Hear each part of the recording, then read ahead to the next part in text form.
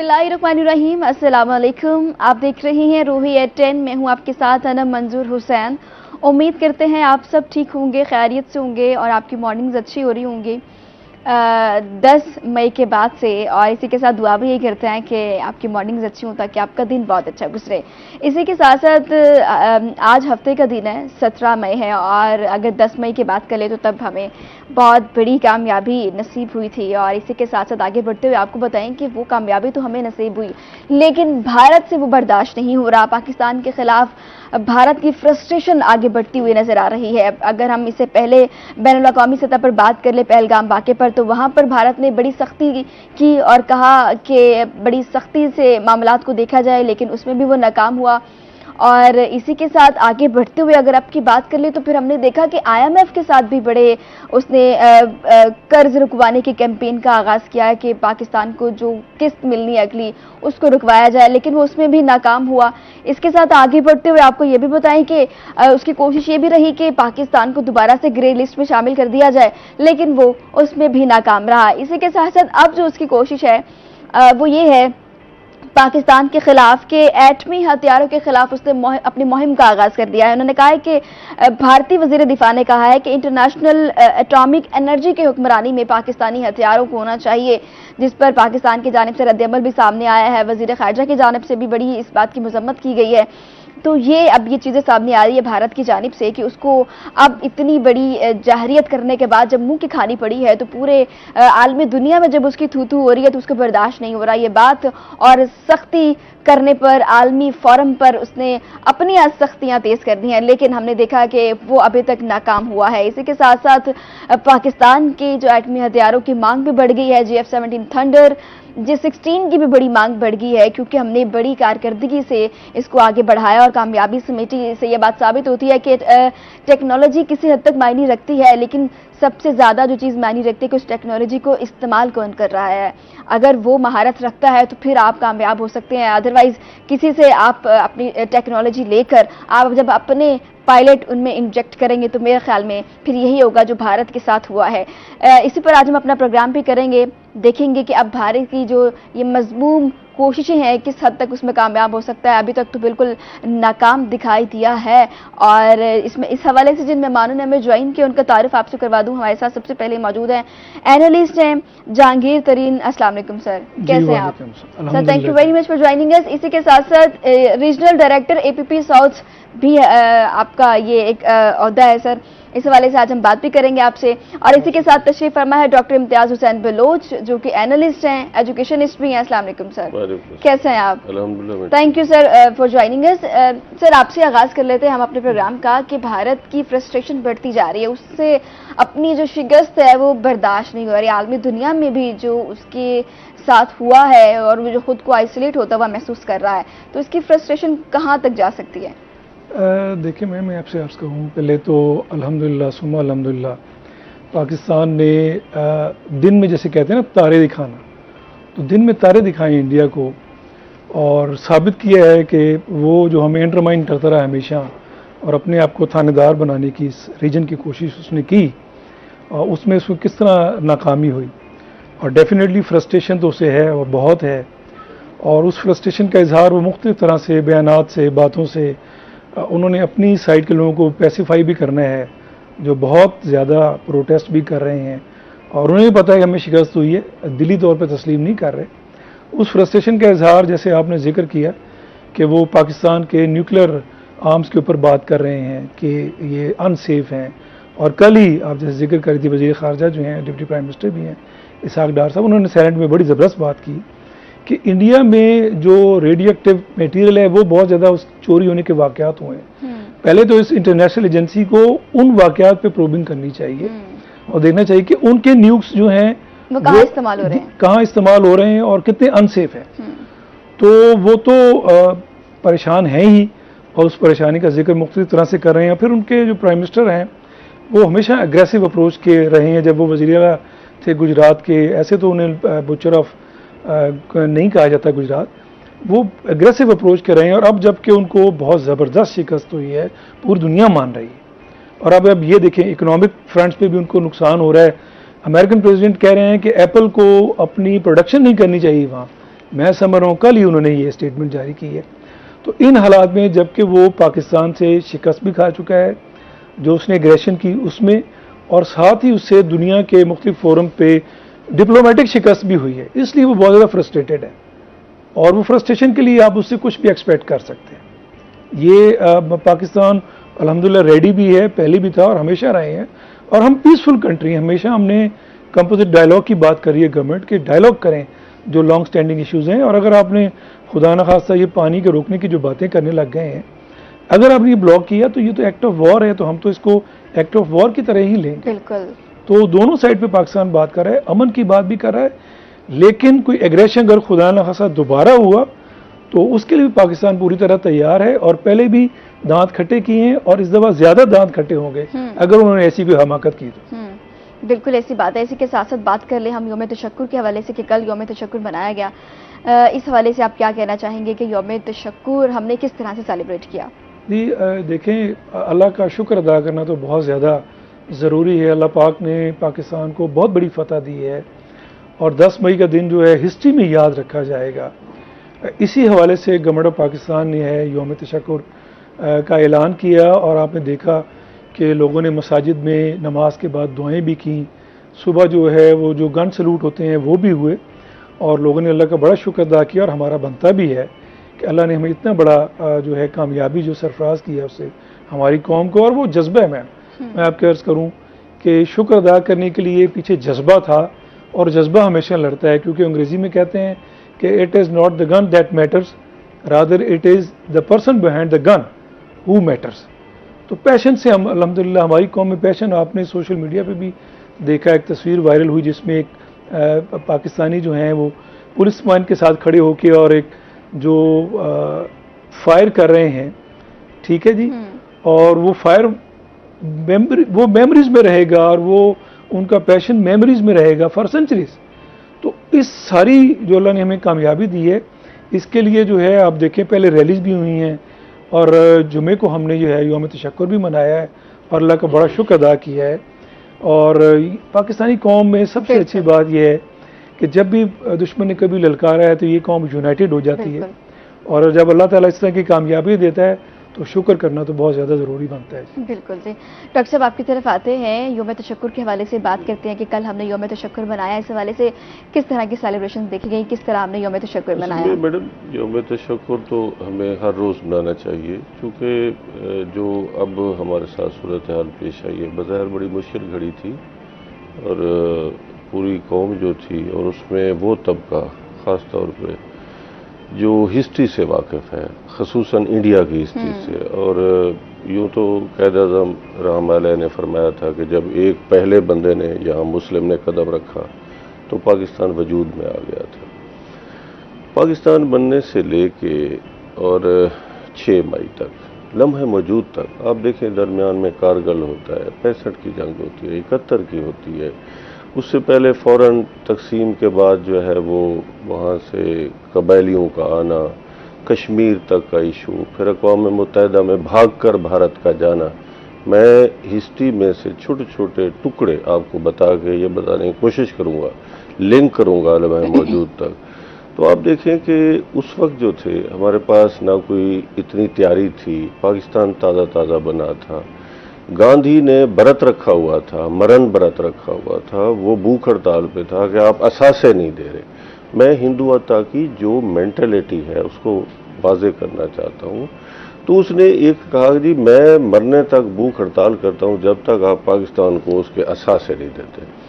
यानी ये एक ज़हन है हिंदू का, उसने आज तक हमारे वजूद को तस्लीम नहीं किया। हम 25 करोड़, तकरीबन 24 करोड़ एक हकीकत है, और अब वो ये हकीकत ये है कि मौजूदा लम्हे तक मैंने जैसे बात की, कोई भी दौरे हुकूमत था, कोई भी ज़माना था, हमारी गवर्नमेंट अपने सहारे पे, पाकिस्तानी अपने सहारे पे खड़े रहे। और मुझे ना वो जो मीर का एक बड़ा खूबसूरत शेर है, फतेह शिकस्त वले नसीबों से है मीर, मुकाबला तो दिले नातमा ने खूब किया। अब फतेह शिकस्त नसीब से होती है, लेकिन आप हमारा मुकाबला देखें। और मुझे बहुत अच्छा लगा जनरल अहमद शरीफ का कॉन्फ्रेंस करना। उन्हें सिर्फ एक जुमले में, 2 जुमलों में, 3 जुमलों से ज्यादा बात नहीं करते थे। और सिर्फ एक बात ऐसे थी जैसे नपी तुली होती है, ऐसे था जैसे लिखा हुआ हो। हमने कोई हमला नहीं किया, हमने सिर्फ जवाब दिया है। भारत ने उकसाया है, वो अब भी हमें उकसाएगा मैडम, और उसको जो आगे से इधर से जो मत मिली है उसे मत नहीं मिली अभी तक। सीधी सी बात है, भारत को बहुत नुकसान हुआ है, वो बता नहीं रहा। 12 से 15 मकामात ऐसे हैं, मिसाइल चट, जहाज चट, ये जो 3 यहाँ मारे गए हैं या 5 यहाँ मारे गए हैं जो नजर आए हैं सारे मीडिया को। बाकी जो नुकसान हुआ है मैडम, जो उसके जखायर थे असले के, बाकी जो उसका इंफ्रास्ट्रक्चर तबाह किया है, और पाकिस्तानी S-400 सिस्टम हमने जी, ये जो सारा उसकी एक लंबी डिटेल है, और उसके डॉलर्स में जो नुकसान है, उसकी मईशत जो वो उसे नाज था, वो उभर रहा था। अब देखें वो दुनिया की 6ठी 7वीं ताकत बन रहा था, एकदम वो अर्थ हो गया। आपने सही उस वक्त बात की है कि वो उसकी ट्राई थी कि हमें ग्रे लिस्ट की बहुत सारी शर्तें हैं, उसमें ये भी है मैडम कि आपका कहीं दहशतगर्दी में या उसको सपोर्ट करने में कोई हिस्सा ना हो। उसकी बहुत सारे TORs हैं, आप जानते उसने हैं, कोशिश की ना जो उसे ट्राई की जी, उसने हमें किया। लेकिन आप ये देखिए कि खारजा पॉलिसी उसको जो है कवर करती है। पाकिस्तानी जो फॉरेन ऑफिस है उसने इसको बड़ी जहानत से टैकल किया है, और पहले भी पाकिस्तान बच गया, और अब तो बिल्कुल बच गया है ना। जो हमने एक सब्र का, तहम्मुल का मुजाहरा किए।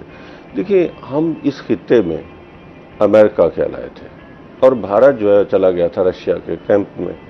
उसके पास वो टेक्नोलॉजी भी है, और उसके बाद वो अमेरिका की तरफ भी अब लौट गया था। जो दरमियान में जंगी हुई, जब उसने देखा कि रशिया के टैंक, रशिया का जो, लेकिन अब ज़मीन की जंग रही नहीं। भारत के पास अच्छे जहाज़ हैं, उनकी बहुत सारी खूबियाँ हैं। मैं इस पे जाऊंगा, प्रोग्राम का वक्त ही ख़त्म हो जाएगा, राइफल की क्या खूबी है। लेकिन उसके साथ जो ये जो आपके पास त्यारा है, ट्रेनिंग वो नहीं है, वो स्पेशल ट्रेनिंग नहीं है। पाकिस्तान के पास दीगर ममालिक से, यहाँ की फ़ज़ाइया से कैडेट आ रहे हैं और आके यहाँ ट्रेनिंग ले रहे हैं। हमारा एयर चीफ जो है वो ये बता रहा था कि किन किन ममालिक से लोग आ रहे हैं। अगर आप बस ड्राइवर को एक बड़े जहाज में बिठा मैंने पहले बात की कि टेक्नोलॉजी मैटर करती है, लेकिन उससे ज्यादा मैटर ये करता है कि आप उसको इस्तेमाल कैसे कर रहे हैं, आपकी महारत क्या है, महारत क्या है। तो हमारे जो मज़ीद बात करते हैं सर। हम टेक्नोलॉजी के साथ साथ तरबियत की बात कर रहे थे कि पाकिस्तानी फौज है, फिजाइया है, उनकी टेक्नोलॉजी और के साथ साथ अगर उनकी तरबियत है ना, तो वो किस हद तक बेहतर है कि हमने इतना अच्छा परफॉर्म किया। ये असल में ना देखिए, एक हमारा प्रोसेस है, और उस प्रोसेस से इस वक्त जो हमारी एयर है, जो एयर डिफेंस है, वैसे हमारे सारे फील्ड, तीनों फील्ड ज़बरदस्त हैं, लेकिन एयर जो है, ऐसा जंग जो है ना वैसे फ़ज़ा में हो रही है, और मैम टेक्नोलॉजी की जंग है। इसमें देखिए, आपको चीन ने और तुर्की ने ओपनली सपोर्ट किया है, और चीन की जो टेक्नोलॉजी है उसको हमारे जो यानी अपना जांबाज हैं, हमारे जो पायलट हैं, वो उससे ट्रेंड है और उसको इस्तेमाल करना जानते हैं। उसका फिजा में मुजाहरा देखें, उसका आप फील्ड में मुजाहरा देखें, उन्होंने उसको साबित किया। अब आपके पास लोग आएंगे ट्रेनिंग के लिए, अब आपके पास डिमांड बढ़ेगी, इन जहाज़ों की बढ़ेगी जो चीन की टेक्नोलॉजी है। और ये दरअसल हुआ क्या है, इसके साथ तो एक तरह से है ना कि तमाशा लग गया, इसने खुद लगाया, मेला इसने खुद लगाया, और टेक्नोलॉजी इसने दूसरों की बर्बाद कर दी, और फायदा हो गया चाइना का। अब उनके जहाज़ों की मांग भी बढ़ेगी और उनकी टेक्नोलॉजी की मांग भी बढ़ेगी, और इधर से हमारी ट्रेनिंग की मांग बढ़ेगी। एग्जैक्टली, ट्रेनिंग की बात की जाए तो अमेरिका और चाइना में ये तो एक पूरी केस स्टडी है ना, इस पर पूरा स्टडी किया जाएगा। जी बिल्कुल, और इस वक्त ये हकीकत है। मैं पिछले दिनों मैं कोई तकरीबन 1 महीना चाइना में रह के भी आया हूँ। मैं वहाँ गया था और वहाँ मुख्तलिफ शहरों में और 1-2 यूनिवर्सिटियों में मेरा लेक्चर भी था। मैंने ना वहाँ देखा है कि वहाँ जो आम आदमी है वो इस कदर टेक्नोलॉजी से उसकी नो हाउ है कि मैं हैरान रह गया। जो तलबा हैं, जो उनके साइंटिस्ट हैं, जो उनके लैब्स हैं, वो तो मैडम इतने बड़े हैं और उनको इदारे हैं बड़े एक्टिव हैं। तो उन्होंने ये जो टेस्ट है चाइना ने वो पास किया, वो बेस्ट है, और उन्होंने हमें ट्रेनिंग दी, इसमें दूसरी कोई राय नहीं है। और जब अमेरिका ने कहा, अब सब लोग देख रहे थे, ओपन आई से हर कोई देख रहा था, तो इन सब वाज़ेह कहा, उसने कहा ये 2 आपस में, इससे इंडिया नाराज है, उसने इसीलिए हमला किया है। ये कोई जवाब नहीं होता। उनके जो डिप्टी सदर है, नैब सदर है गालबन, तो उसने एक बयान दिया है कि जी चूंकि भारत नाराज है और उसने जो है ना वो इनसे नाराज है, अब नाराज है, हम उसके मुज़ेरे तो नहीं है ना मैडम, हम उसके मुज़ेरे तो नहीं है कि हम उसकी जो है ना, हम उसके हमसाए हैं। देखिए दोस्त हम बदल सकते हैं, हमसाए कभी नहीं बदल सकते, जैसे हम रिश्तेदार नहीं बदल सकते। तो मोदी के पास जो गोदी मीडिया है, उस गोदी मीडिया ने कहा कराची फतह हो गया, पेशावर फतह हो गया, फलां फतह हो गया, लाहौर का सहारा लिया, सारा है ना। और वो जैसे ऑपरेशन उन्होंने खुद करके, ये पहलगाम का ऑपरेशन, ये हम क्यों कह रहे हैं? देखिए आप जो वाच कर रहे हैं इसी तरह से दुनिया उसे वाच कर रही है, सैटेलाइट से हर चीज देखी जा रही है। हमारा डिमांड है, देखिए ये हमारा फोरम है जहां हम बैठे हैं, मैं शुक्रगुजार हूं आपने बुलाया और इस कौमी फर्ज में मुझे बोलने के लिए मौका मिला। हमारा आम बच्चा कह रहा है, दानेश्वर से लेके हमारी आर्मी कह रही है, हमारे दानेश्वर कह रहे हैं, हमारी पूरी कौम कह रही है छोड़ें जी, आप किसी और को बुला लें, आप पहलगाम को चेक कर लें। फजा से सारी उसकी तस्वीरें मौजूद हैं, सिर्फ हम थोड़ी कह रहे हैं। हमारे जहाजों ने मारा है तो हमने पूरी फिल्म दिखाई है, अगर इन्होंने हमें मारा है तो वो फिल्म दिखाएं, पहलगाम ने हमें मारा है तो वो पूरी टेक्नोलॉजी दिखा दे। और हमने तो कह दिया है ना कि आप न्यूट्रल इन्वेस्टिगेशन करा लें, थर्ड पार्टी को इन्वॉल्व करें। जी जी। दूसरा देखिए हमारा बम मुस्लिम बम है और इनका बम जो है वो कोई शायद बहुत ज्यादा बावजू बम है जो नुकसान नहीं करता। तो जब एटमी जंग होती है तो ज़ाहिर है मुल्क तबाह नहीं होते, हमसाए भी तबाह होते हैं। ये जहन में रखना चाहिए कि जब हिरोशिमा में बम गिरा था तो सिर्फ जापान तबाह नहीं हुआ था। तरीन साहब आप ज़ाहिर है मीडिया के आदमी, आप जानते हैं, सिर्फ जापान तबाह नहीं हुआ था मैं तो अमेरिका को और इस खित्ते को सिर्फ एक बंदे ने, एक ही मुल्क ने संभाल किया, बर वक्त वो चाइना है। हिरोशिमा में तो अभी भी उसके असरात मौजूद है, अभी भी आप देखें तो हालांकि काफी टाइम हो गया, 35 की बात है। जी जी बिल्कुल। तो अभी तक वो चल रहा है। रशिया में हुआ था या जापान में हुआ था, रशिया में तो उनके जो थे ना वो लीक हुआ था तो वहाँ मसले आ गए थे। तो इधर आप देखेंगे हिरोशिमा पे जो कुछ हुआ था। तो पाकिस्तान ऐसे नहीं है, आसान ना लें, इजी ना लें, और उन्हें देख भी लिया। अगर जंग होगी तो हम बाद में, जाहिर है हमने अपना दिफा करना है, लेकिन इंडिया की जो, ये याद रखिएगा कि इंडिया की जो जहानत है, जो उसने जहनियत है, जो उसने सोचा हुआ है, ये मुरम्मत से ठीक होगा, ये मुजम्मत से ठीक नहीं होगा। बैनुल-अक़वामी बिरादरी का फ़र्ज़ है, अक़वाम मुत्तहिदा का फ़र्ज़ है, जो बड़े हैं, सलामती कौंसिल है, उनका फ़र्ज़ है बैठें। और अमेरिका ने देखिए पहले जाके मुकदमा पेश कर दिया कि जी अब भारत ने मुझे कहा है जी बंद करें, या पाकिस्तान। अब देखिए हमने नहीं कहा बंद करें, जब हमने जवाब दिया तो उसने कहा, नुकसान तो उसके हो रहे थे। हमने जो जवाब दिया है हमें देना बनता था कि उसने जो मारा है, सोए हुए बच्चे बहावलपुर में मर गए हैं, हमसायों के बच्चे मार गए, वो मौलवी साहब वहाँ मौजूद ही नहीं थे, मदरसा कब से खाली पड़ा हुआ है, मदरसे में कोई नहीं मरा, साथ वाले घरों में लोग मरे हैं। तो मैम ये खुली, हम कह रहे हैं जी आप तफ्तीश ले रहे, किसी को, किसी गैर मुल्की एजेंसी को दे दें, हमें छोड़ें, आप भी ना करें तो सारा दूध का दूध पानी का पानी हो जाएगा। खुद तबाही कर रहे हैं और उसे हीरो बनने का शौक है। बड़े थोड़े वोटों से, मैं तरीन साहब से कह रहा था, इलेक्शन जीता था, आगे इसका फ्यूचर में अंधेरा है, कुछ भी नहीं। ठीक हो गया। तरीन साहब ये जानना चाहती हूँ कि भारत अग्रेसिव चीज़ें सामने लेके आया, उसकी पॉलिटिक्स भी वैसी है, जब भी वहाँ के इंटरनल इलेक्शंस आते हैं तो वो इस तरह का काम करता है। लेकिन इस दफ़ा उसे अंदाज़ा नहीं था कि जो मैं करने जा रहा हूँ उसका जो नतीजा निकलेगा, उसके जो कॉन्सिक्वेंसेस होंगे वो मुझे ये भुगतने पड़ेंगे। तो आपको लगता है कि आगे आइंदा आने वाले दिनों में वो कोई या तो उसको सबक हासिल हो चुका है, या अगर सबक हासिल नहीं हुआ तो आगे क्या फिर कर सकता है वो? देखें, जैसे डॉक्टर साहब फरमा रहे थे ना कि ये एक्विजिशन करना बड़ा आसान है कि आप खुद ही चीज़ें स्टेज करें और उसके बाद आप पाकिस्तान को मोरद इल्ज़ाम ठहरा दें। और फिर पाकिस्तान ने जब ओपन हार्ट से कहा कि आप इन्वेस्टिगेशन करा लें, न्यूट्रल इन्वेस्टिगेशन होनी चाहिए, उस पर आप नहीं आ रहे क्योंकि आप झूठे, आपने सिर्फ एलिगेशन किए हैं और एक्विजिशन किए हैं सिर्फ। अब बात यह है कि पॉलिटिकली पहले भी इनका स्टैंस इसी तरह का रहा है, एग्रेसिव अप्रोच रही है, बहुत डैमेज हुए हैं पॉलिटिकली नरेंद्र मोदी। और आप देख लीजिएगा, मेरा एनालिसिस ये कहता है कि इनका फ्यूचर, जैसे डॉक्टर साहब कह रहे हैं, ब्लीक है, पॉलिटिकल फ्यूचर ब्लीक है।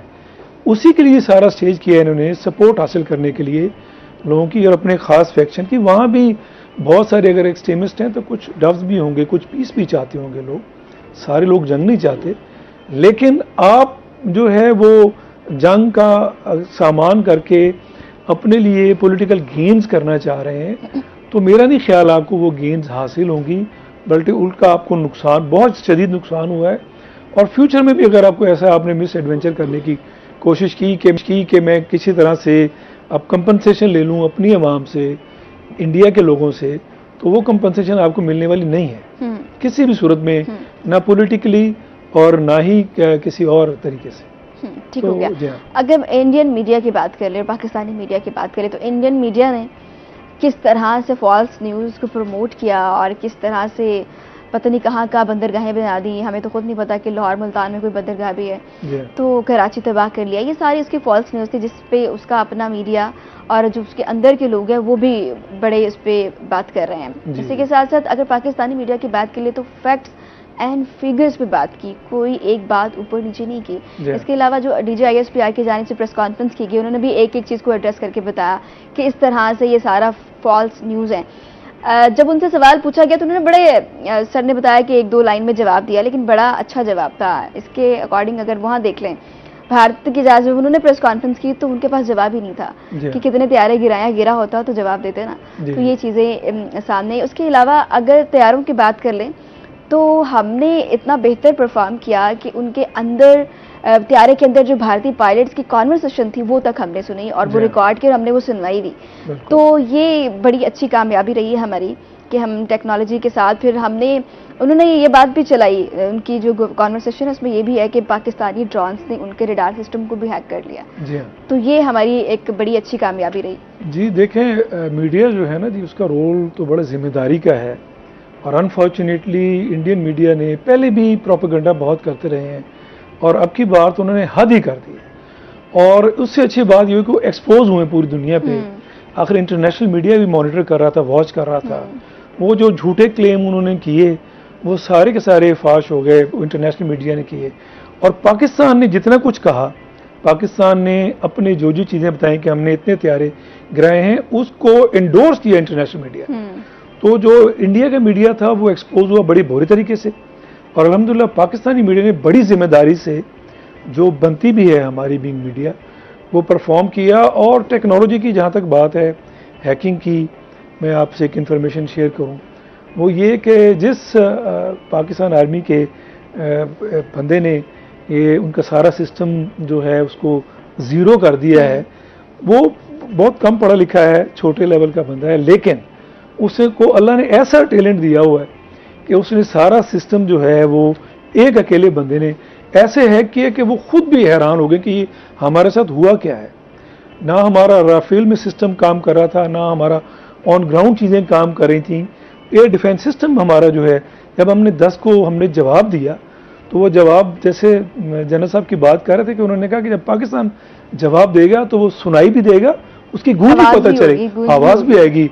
और वो दुनिया ने देखा और उसके बाद से दुनिया को अंदाज़ा हुआ कि ये अगर एस्केलेशन मज़ीद बढ़ी तो बहुत सारा दोनों मुल्कों का नुकसान हो जाएगा। कल भी वो अपने इंटरव्यू में फरमा रहे थे कि ये अगर इंडिया खुदा ना खास्ता दोबारा इस किस्म की कोई चीज़ करेगा तो ये रेसिपी फॉर म्यूचुअल डिस्ट्रक्शन होगी।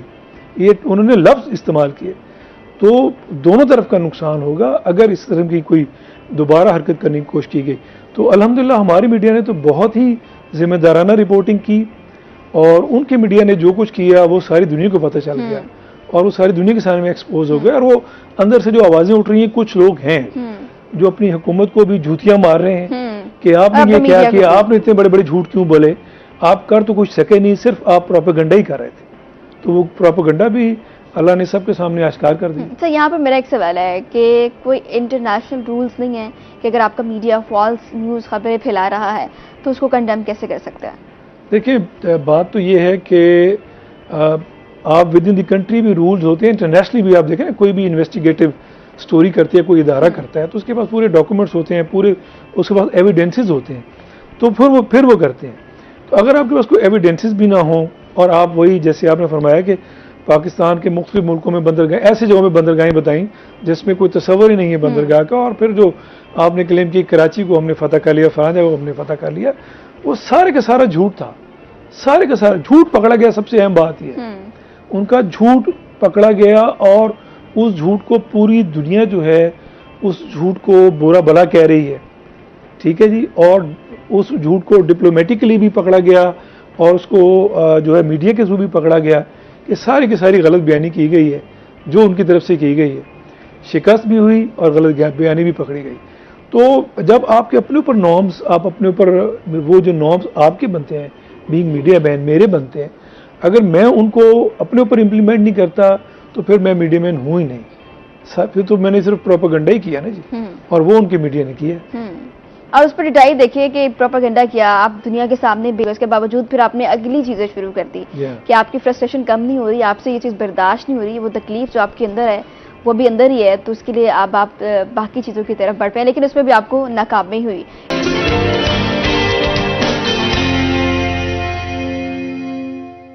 पाकिस्तान ने हमेशा अमन की सियासत को और अमन को ही फ़रोग़ दिया है। हमसाया ममालिक की बात कर लें तो चाइना के साथ बड़े अच्छे ताल्लुकात हैं, ईरान के साथ भी हैं, लेकिन भारत के अंदर अगर चीज़ें देखें तो भारत के जिन जिन के साथ बॉर्डर्स लगते हैं, हम उन तमाम कंट्रीज़ के साथ उसके जो चीज़ें हैं वो सारी सामने आती रहती हैं कि किसी के साथ भी बना के नहीं रखता। डॉक्टर साहब, मैं ये जानना चाहती हूँ कि भारत की एग्रेशन तो हमें पता है कि कैसी है, चले हमारे साथ तो कह सकते हैं कि बड़ा पुरानी दुश्मनी है, तो आसपास के जो नेबर कंट्रीज़ हैं उनके साथ भी तो उसकी नहीं इतनी बनती। असल में ना हिंदू मिथ जो है उसमें कहीं लिखा हुआ है, या पता नहीं इनको कौन सी ये किताब अब मिल गई है, कौन सी जगह से इन्होंने पढ़ लिया है कि जी ये जो बरसगीर पाक हिंद है और इसके साथ के जितने इलाके हैं ये इनके हैं। हालांकि देखिए मैम, जो हिस्ट्री है, जो जोग्राफिया है, याद रखिएगा जोग्राफिया कभी नहीं बदलता, हिस्ट्री बदलती रहती है।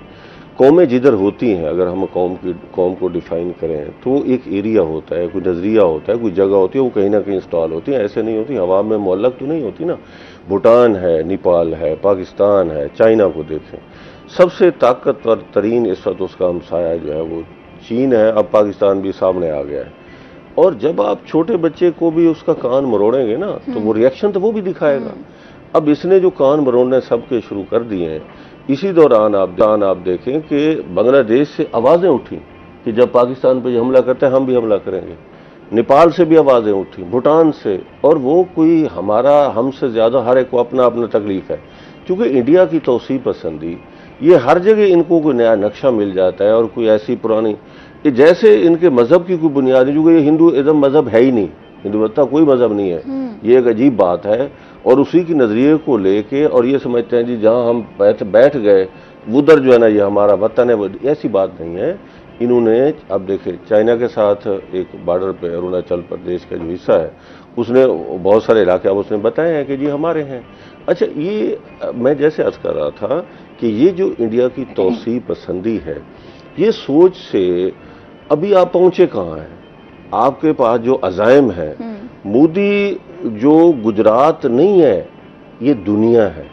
जब इसने गुजरात में किया था, ये इंडिया में बैठा था, जो इसने ज़बीए, जो लोगों को इसने ज़िबा किया, ख़ास तौर पे मुसलमानों को, आप हैरान होंगे मैम। आप देखिए कि वहाँ मीडिया कितना नेगेटिव हो गया। जैसे आप दोनों साहबान अभी मीडिया की बात कर रहे थे, तो वो जाके हमारे मुस्लिम बच्चों से नमाज पढ़ के वो बाहर आते हैं, पूछते हैं जी हाँ जी बताएं, आप पाकिस्तान के बारे में बताएं। तो वो बच्चे कहते हैं जी नहीं, हम पाकिस्तान के बारे में कोई बात नहीं कर रहे, हिंदुस्तान जिंदाबाद। वो और इसलिए वो कहते हैं उसके बाद हम मारेंगे। ये मीडिया पे, सोशल मीडिया पे आ रहा है। यानी आप इससे अंदाजा लगाएं कि उनकी नेगेटिविटी जो है हिंदुओं की, और साथ उनका मीडिया भी किस तरह से उनको सपोर्ट कर रहा है। देखिए हमारी तरफ से वाज़ेह पैगाम है, हम पाकिस्तान कोई ऐसा आसान लुकमा नहीं है, और वाज़ेह पैगाम यह है कि जो जिस तरह से ये आ रहे हैं, पहले भी हमने साबित किया कि हम एक कौम है। उनको क्या उम्मीद थी, ज़हन में रखिएगा, उन्हें उम्मीद ये थी कि हमारे पास सियासी इख्तलाफात हैं, हमारे पास इलाकाई इख्तलाफ हैं, हमारे पास लिसानी इख्तलाफात हैं, छोड़ दें सब, मजहबी हैं, फिक्र हम कौम हैं और कौम ने साबित किया है। आप देख रहे थे मैडम ये सोशल मीडिया पे कि एक बलोच को बलूचिस्तान से उन्होंने लिया और उसके बाद उसे वो सुनाई है इनको आगे से कि उसने कहा जी नहीं, मैं वो बलोच नहीं हूँ जिसकी आप तवक्को कर रहे हैं। अब आप सुने मेरी बात, मैं ये कह रहा हूँ कि हमने आपको जवाब दिया, आपको सुनना पड़ेगा, आप आइंदा भी हमला करेंगे तो हमला करेंगे। इंडिया को ना होश के नाखून लेने चाहिए, ताकत से पहले शऊर ज़रूरी है। जिन जितना ताकत जिसके पास हो, जिन जितना शऊर भी हो उसे, इंडिया की मईशत एकदम अर्थ हो गई है और इसका वकार भी अर्थ हो गया है। ये तो हमें एक लिस्ट में डालवाना चाहता था, इंशाल्लाह ये अब खुद जाएगा, क्योंकि दुनिया के जो दीगर ममालिक हैं वो देख रहे हैं। अमेरिका को भी हमने कोई रिक्वेस्ट नहीं की, हमारे मीडिया ने बड़े बाशऊर होने का सबूत दिया।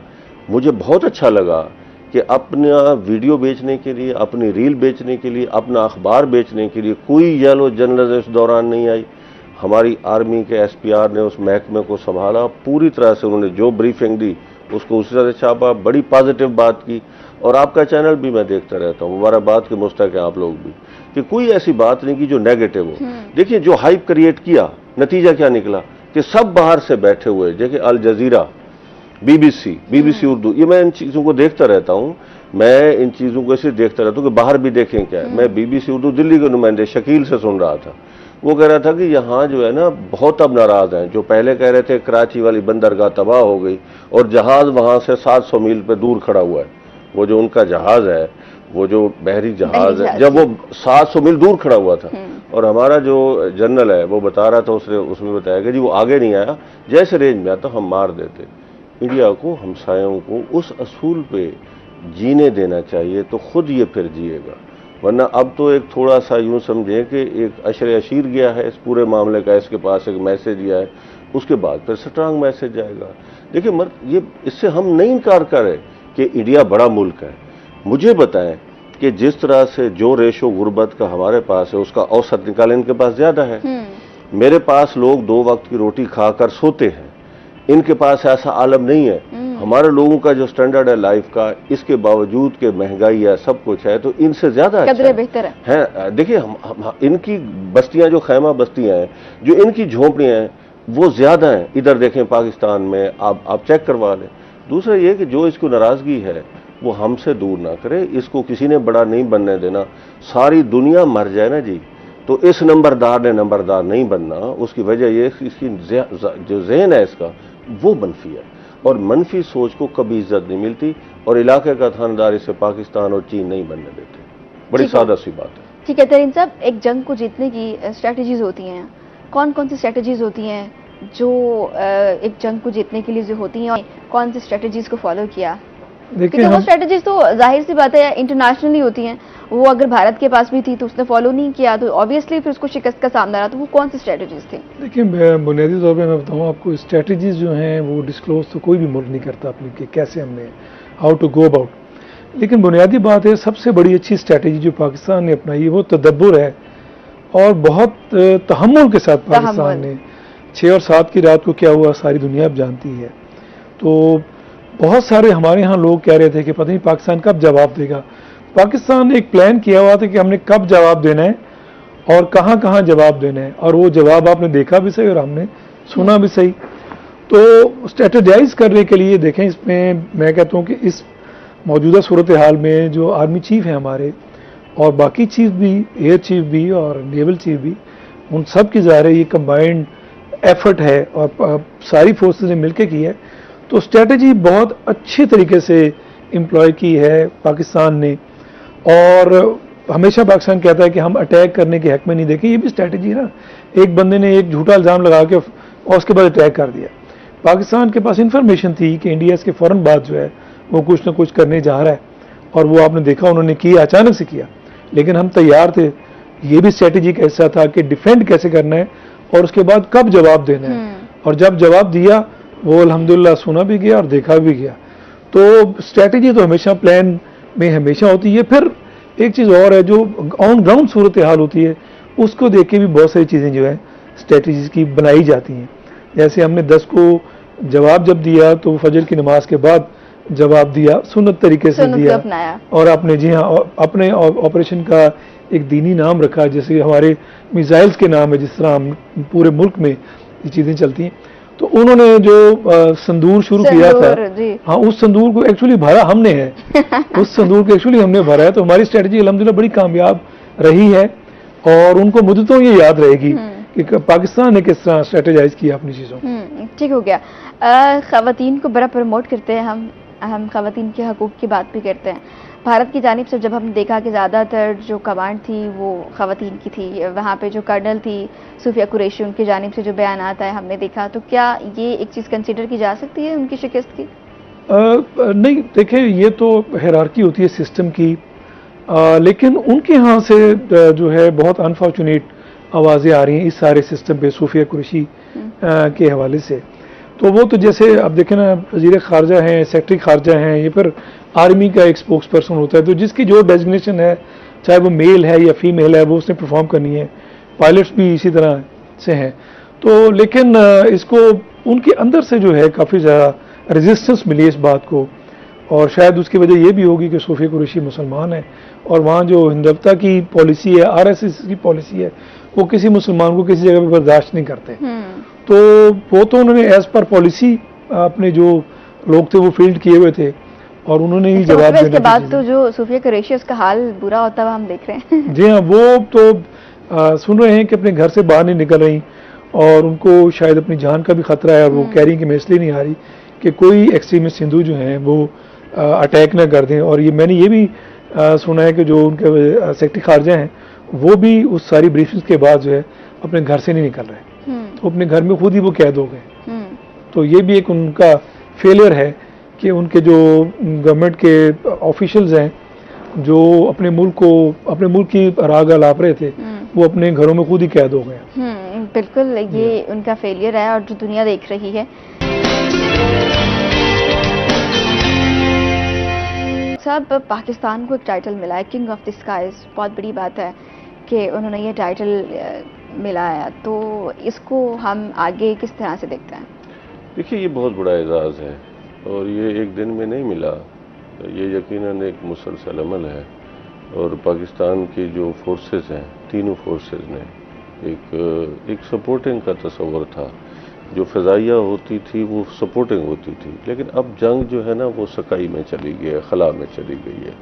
तो अब मेजर रोल रहेगा जो फ़िज़ाइया है उसका, ये साबित हुआ है। हमारी जो ट्रेनिंग है, जो हमारी स्ट्रेटजी है, ये स्ट्रेटजी का नतीजा है कि आपने चंद लम्हात में आपने अटैक किया और आपने साबित किया है कि आप मैटर करते हैं। आपकी एक इस वक्त हकीकत है दुनिया के सामने, और जब भी इंडिया अब हमला करेगा करे वो, लेकिन अब उसे 100 दफ़ा सोचना पड़ेगा। दूसरा, आपने बात की, बड़ी अच्छी बात आपने की कि जी ख़वातीन का मेल या फीमेल का, लेकिन उसमें आप ये देखिएगा कि मुसलमानों ने, जो मुसलमान हुक्मरान अकबर से लेके तैमूर से लेके बहादुर शाह जफ़र तक, और अकबर आज़म उसमें सबसे बड़ा हाकिम है जिसने पूरे इंडिया पर हुकूमत की, उसकी जो सबसे मुक़्तदर मलका थी जोधाबाई, वो हिंदू थी। तो मुसलमानों ने हमेशा दिल खुला रखा है, और कभी भी ये जो राग अलापते हैं कि जी हम सेकुलर हैं, ये सेकुलर नहीं है।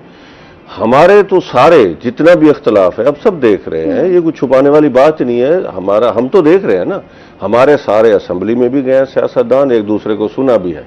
मोदी क्यों छुपा बैठा है, वो असेंबली में क्यों नहीं जाता? कांग्रेस उससे कह रही है आए हमारी बात सुने। और हमारे पास जो ये हमें एक एजाज़ मिला है, ये ऐसे नहीं मिला मैडम, ये सख्त ट्रेनिंग का, सख्त किस्म की जो हमारी जिंदगी है फौजी, और हमारी कौम को मिलकर बिला तफरीक जो हमारे नज़रियात हैं, जो सोच है, जैसे आपने ये चंद दिनों में देखा कि सारे ऑन बोर्ड हो गए, सब ने इत्तेहाद का, सब ने इत्तफाक का, सब्र का मुजाहरा किया, और आर्मी ने आपको सुरखरू किया। हमें चाहिए कि हम पहले भी देखिए ना, जब भी फातिमा बिन्त अब्दुल्ला, अल्लामा इकबाल का एक मारूफ किरदार है, उसका क्या काम था, वो ज़ख्मियों को पानी पिलाती थी। हमारी ख़वातीन, हमारे मर्द, सब एक, और जो भी किसी का नज़रिया है, मैं ये कहूँगा कि सब मिल जाएं और ये सब मिलकर फ़ौज को सपोर्ट करें।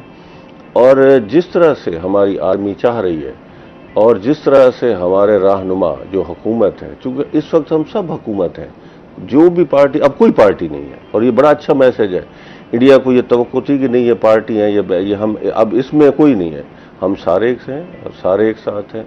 और इंडिया के पास ये वाज़ेह मैसेज होना चाहिए कि अब दोबारा वो आएगा। तरीन साहब ने बड़ी अच्छी बात की, जैसे बता रहे थे जहांगीर साहब, कि वो दोबारा आएगा, लेकिन अब 100 दफ़ा सोचेगा कि कहाँ से जाऊँ। देखिए, उसने बहावलपुर पे अटैक किया, और हमने ज़मीनी ज़रा फासला देखिए, वहाँ से सरहद से जिधर से वो आके 12 मिनट लगते हैं बहावलपुर तक, जो उसका वो है। और आप देखें कि हमारी जो एक थी कि हम कहाँ तक गए हैं, फिर हमने जो जवाब दिया है वो ज्यादा बड़ा जवाब था। तो हमने तो दुश्मन के घर में घुस के जवाब दिया। हाँ, वो कहते थे ना जी, हम जमीन उनके घर में घुस के, उसने बात की थी, हमने उसको एक्ट किया। तो ये जो इस तरह की सूरत हाल है, इसमें मोदी को ये समझना चाहिए कि फाल्स खबरें फैला के, और ये जो दुनिया है वो इसको देख रही है। आपने एक बहुत अच्छी बात की कि पाकिस्तान को ये जो पांचवा इस वक्त है एक ताकत का मरकज है जो मीडिया है, ये मौजूद है। अब इस मीडिया खिलाफ, मोदी की इस हरकत के खिलाफ आलमी अदालत में भी जाना चाहिए कि क्यों ऐसा तमाशा लगा रखा है, क्यों लोगों को, देखिए कितनी टेंशन थी, कौम टेंस हो गई थी। क्या उधर इंसान नहीं है? मजहब को कुछ देर के लिए आप एक तरफ रख दें, दोनों तरफ इंसान है। एक ऐसा सियासतदान कि जिसका ज़हनी तवाज़ुन दुरुस्त नहीं है, वो आपका वजीर आज़म है, वो आपको खींच रहा है आगे से, वो रहनुमा है ना आपका। अगर ये गाजी, ये तेरे पुरस्कार बंदे, ये ऐसे होते हैं रहनुमा ऐसे होते हैं कि जैसे हमारे रहनुमा हैं।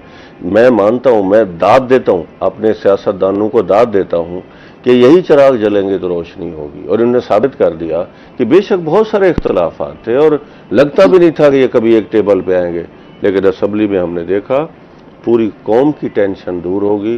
और मैं तो दुआ करता हूं कि अल्लाह करे कि ये भारत के सदके ही मुत्तहिद हो जाएं। और इस पे ना हम भी कुछ एक ज़रूरत है कि अपने अंदर एक इत्तेहाद, इत्तफाक। और आर्मी भारत शिकस्त को तस्लीम नहीं कर रहा, यकीनन वो अपनी शिकस्त को पूरी दुनिया के सामने नहीं तस्लीम करना चाहता, तो आगे ऑब्वियसली वो बैठेगा तो नहीं सुकून से। तो फिर दूसरी जानब ये भी बात कर रहे हैं कि उसको इतना बड़ा सबक मिला है, तो कश्मीर के मामले में कुछ चीज़ें बेहतर होता हुआ देख रहे हैं? मैं अर्ज करूँ, यासीन उनकी अदालत जो प्रोग्राम है इंडिया का, उसमें वो यासीन जो उनका लीडर है, वो मैं उनका सुन रहा था। उसने दो बातें की, बिल्कुल वो लाइव जा रहा था, उसको देख रहे थे, तो बाकी लोगों ने भी सुना। तो उसने कहा जी ये जो कश्मीर का इशू है, हम कह रहे हैं कि कश्मीर को आज़ाद कर दे, ये भारत हमें आज़ाद कर दे और पाकिस्तान भी आज़ाद कर दे, और फिर लोगों की राय ले ले।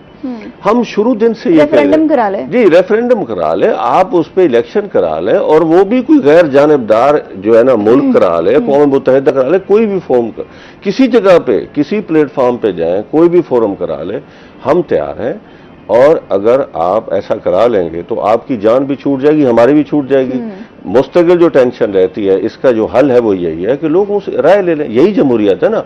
आपने जो 1.5 अरब मखलूक को संभाला हुआ है, आसाम को देखें, अपनी रियासतों को देखें, कश्मीर से थोड़ी देर हट जाएं, जहां आप कहते हैं कि हमारे हिंदू बैठे हैं, दूसरी दलित बैठे हैं, दूसरी जातियां बैठी हैं, उधर आप जिंदगी को देखें ना। दिल्ली को देखते हैं आप, मद्रास को देखते हैं, कलकत्ता को देखते हैं, हर जगह अपना वो चेहरा बयान करते हैं जो रोशन है।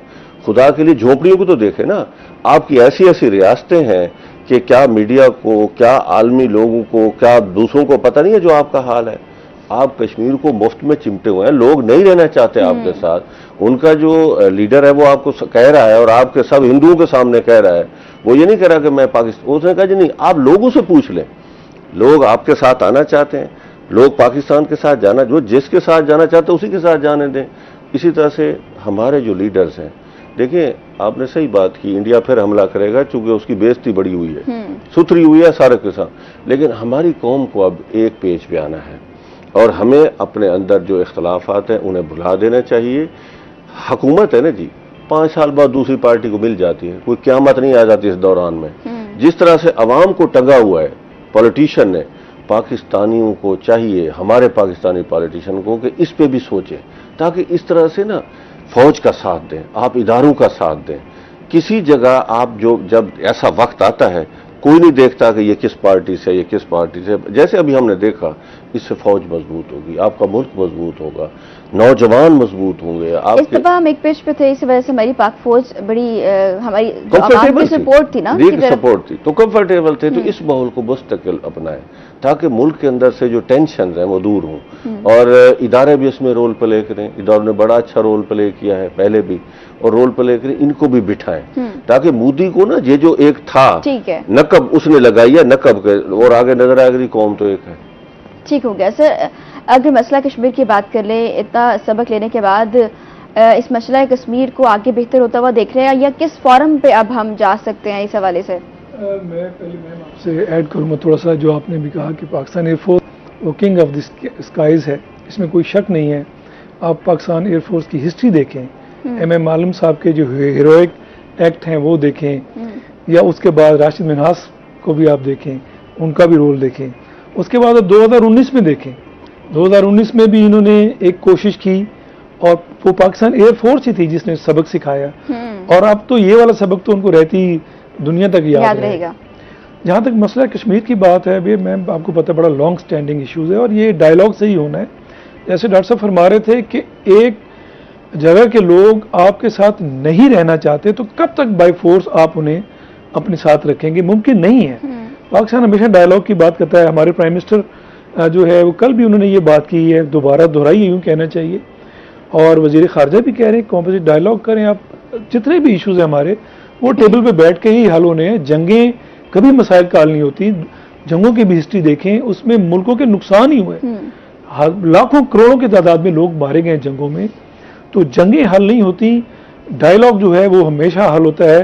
तो बेहतर तो ये है कि डायलॉग के थ्रू हर मसले का इवेंचुअली डायलॉग ही है। एग्जैक्टली जो अभी वंस अगेन अमेरिका ने जो है वो कहा कि हम सालिसी करते हैं, मीडिएशन हम करते हैं, पाकिस्तान और इंडिया अगर इस मौजू पे बात करें। वैसे तो ओरिजिनली दोनों मुल्कों को खुद बात करनी चाहिए कि उनके दरमियान ही मसला है, लेकिन अगर एक अच्छी ऑफर मिल रही है, जैसे अमेरिका ने अभी ये जो सीज फायर में रोल प्ले की है दूसरे मुल्कों के साथ, इसी तरह अगर वो ये आपको ऑफर दे रहे हैं तो आप वही टेबल पे बैठ के वो मसला हल करें। और वो जो कश्मीरी अवाम की ख्वाहिशात का है, पाकिस्तान हमेशा कहता है कि यूएन की करारदादें जो हैं उसके मुताबिक सॉर्ट आउट होना चाहिए। तो इंटरनेशनल फोरम्स की चीज़ों पर ही पाकिस्तान हमेशा बात करता है और डायलॉग की बात करता है, मुज़ाकरात की बात करता है, पीस की बात करता है, जो कि उन्हें चुभती भी है और वो मानते भी नहीं है, क्योंकि उन्हें पता है कि अगर हम डायलॉग के टेबल पर बैठेंगे तो अल्टीमेटली वहां भी हमें शिकस्त ही होनी है, क्योंकि हम राइट पर नहीं है।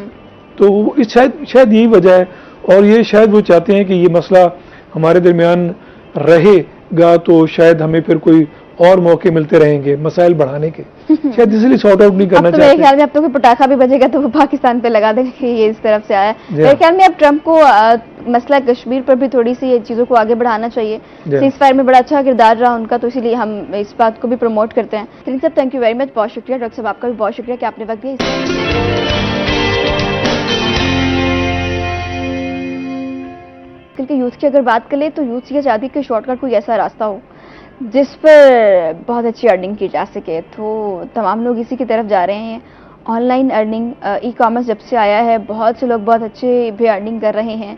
बहुत से ऐसे प्लेटफॉर्म्स हैं, चाहते हैं कि वेबसाइट्स हैं जिस पर वो बहुत अच्छा काम कर रहे हैं।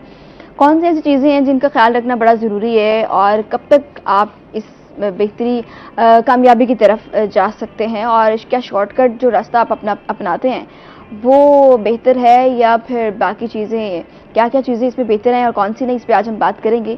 जिन मेहमानों ने हमें ज्वाइन किया है उनका तारुफ आपसे करवा देती हूँ। हमारे साथ मौजूद है ई कॉमर्स एक्सपर्ट कासिम सना रामी साहब। अस्सलाम वालेकुम। वालेकुम, कैसे हैं आप? अल्हम्दुलिल्लाह। Thank you very much for joining us. सबसे पहले हम ये जानना चाहते हैं कि ईबे क्या है, कैसा काम करता है? ईबे ये दुनिया की दूसरी बड़ी ई कॉमर्स वेबसाइट है। वेबसाइट का मैं वर्ड यूज़ करूँगा से इसके लिए जो actual terminology that is e commerce market place है। और इस पे अमेज़ॉन का आप लोगों ने कहते काफ़ी नाम सुना होगा, ये हमारी ऑडियंस है उसने भी ना कहते नाम सुना होगा। Amazon is world's number 1, eBay is world's second largest. इस पे निस्बतन आसान है एज़ कम्पेयर टू अमेज़ॉन या अदर मार्केट प्लेसेस कि इससे आप डॉलर्स में अर्निंग करनी शुरू कर सकें आप। अब मार्केट प्लेस का कॉन्सेप्ट क्या होता है? मार्केट प्लेस का कहते कॉन्सेप्ट ये होता है कि जैसे फॉर एग्जांपल कोई मॉल है, राइट, उस मॉल के ना एक अपनी ब्रांडिंग हुई होती है, उस मॉल की एक अपनी ऑडियंस होती है, लोग वहाँ पे विजिट करते हैं। उस मॉल में अगर आपको शॉप खोल लें तो आपको ऑटोमेटिकली कस्टमर्स मिलना शुरू हो जाते हैं। तो उस मॉल के जो भी रूल्स हैं आपको फॉलो करने पड़ते हैं, लेकिन बहुत सारी ट्रैफिक जो है वो आपको मॉल की तरफ से ही कहते मिल जाती है।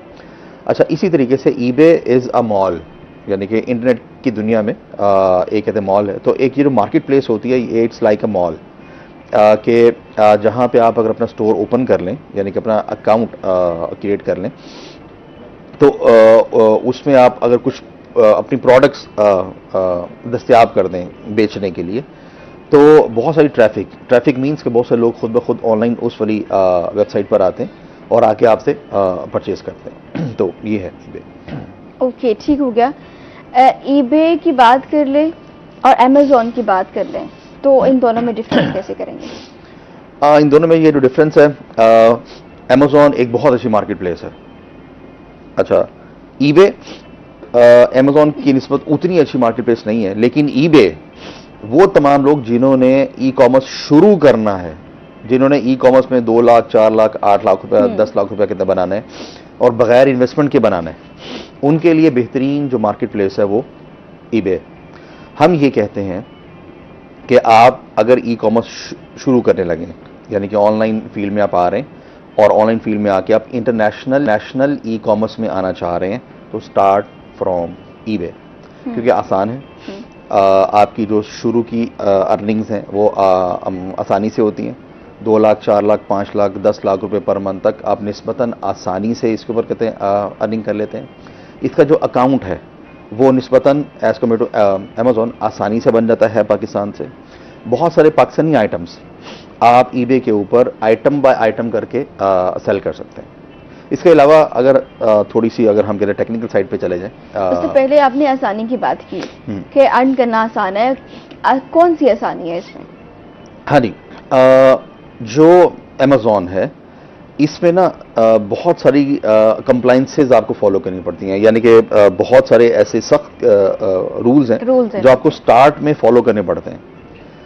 ईबे आपको बहुत सारी की रिस्ट्रिक्शंस नहीं लगाता। ईबे कहता है कि जी आप आएँ, सेल्स आप अपनी स्टार्ट करें। ईबे का एक अपना इंटरनल मैकेनिज्म है। फॉर एग्जांपल, अगर आपने ईबे का एक न्यू अकाउंट बनाया है तो ईबे आपको पहले ही दिन अलाउ नहीं करता कि आप जनाब 100 प्रोडक्ट्स दस्तयाब कर दें, अवेलेबल कर दें। हमारी टर्मिनोलॉजी में उसको बोलते हैं लिस्टिंग कर दें आप उसकी। वो कहते हैं जी आप शुरू करेंगे 10 प्रोडक्ट से, हम देखेंगे कि क्या आपने 10 प्रोडक्ट्स अच्छे तरीके से लिस्ट की, यानी कि उसका जो प्रोडक्ट पेज बनाया।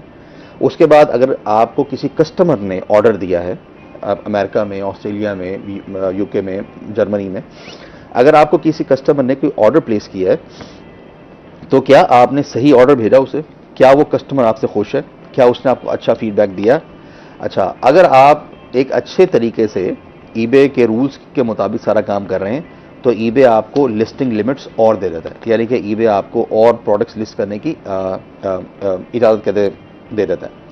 तो ईबे शुरू में बहुत सी चीज़ें जैसे अमेजोन चेक करता है, ईबे वैसे चेक नहीं करता। ईबे का ये वाला कहते हैं मैकेनिज्म है जिसकी वजह से कोई भी न्यू सेलर जो है वो बआसानी अपनी सेल्स स्टार्ट कर सकता है। फिर ईबे और अमेजोन के अंदर जो एक और बहुत बड़ा कहते हैं डिफरेंस है कि ईबे पे अगर आपने कोई प्रोडक्ट आके दस्तयाब की है, यानी कि लिस्टिंग की है आपने, तो ईबे न्यू सेलर्स को ऑटोमेटिकली सेल्स भेजता है उनकी तरफ। अमेजोन ऐसा नहीं करता। अमेजोन पे आपको बहुत हैवी एडवर्टीजमेंट करनी पड़ती है जिसमें आपका बहुत सारा पैसा लगता है शुरू में। ईबे पे आप बगैर पैसा लगाए आप अच्छी सेल्स कर सकते हैं। फिर ईबे पे आपने अगर ईबे की मार्केट प्लेस के अंदर आपने अगर अपनी एडवर्टीजमेंट करनी है आपने, तो ईबे का जो मार्केटिंग है उसको हम लोग बोलते हैं प्रमोटेड लिस्टिंग। इसमें क्या होता है कि अगर आपका आइटम सेल होगा तो ईबे एडवर्टीजमेंट की कॉस्ट चार्ज करेगा, वरना चार्ज नहीं करेगा। अमेजोन पे तो आपका आइटम सेल हुआ है या नहीं हुआ, अगर किसी सेलर ने अगर किसी बायर ने आके आपके आइटम के ऊपर क्लिक कर दिया, आपका ऐड देख के आपको पैसे पड़ गए।